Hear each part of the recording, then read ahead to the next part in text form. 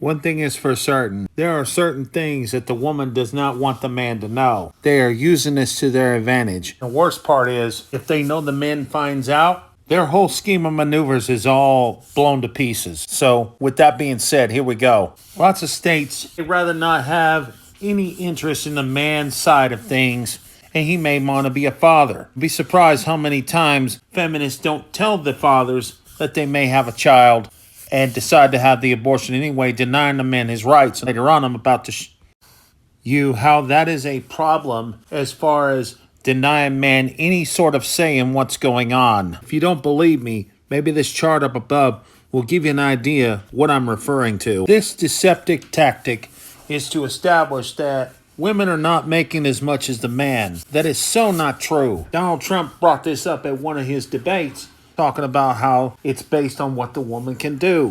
And it's been reinforced by UFC fighter Ronda Rousey, where she says you get paid based on what you can do. That's what that comes down to. The entire narrative about how child custody is now on the brink of change. There are judges now in place that are starting to see what's really going on here. Women have been taking advantage of men for some time. Guess what? That's about to turn around in a major way. You're starting to see cases where the man and the woman have an equal say and equal space on what's going on. This has been a big deal for some time. And as we get to later, we're going to figure out why this has been a problem. And equal rights has been a key issue in this. Is there truly equal rights here? The push for women's rights has been a push for some time. But unfortunately, in this case, it has become a one-sided argument. How much more does women need before they realize they've got plenty of rights? You'll be surprised how many men do not have rights when it comes to the legal system and other boundaries. This has become a major problem, and we are at the cusp of a tipping point of a major issue that is showing its ugly head. Here in just a second, the number one reason is going to be why it's showing its ugly head as to why this nonsense is going on. Some of you are going to think this is a conspiracy theory, just the idea that elites are backing up feminism. Well, I'm about to even bring you an even bigger conspiracy theory if that's the case. What if I was to tell you that they've been funding feminism for some time,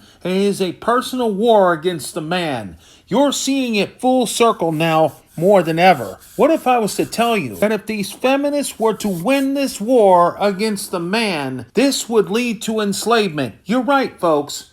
If the woman on a feminine side decides to win this war, we are all enslaved. So when are you feminists going to finally realize that something is wrong with what's going on upstairs and you need to wake up? The war is real, the conflict is real, and the elites pushing this is real. That's not a conspiracy theory.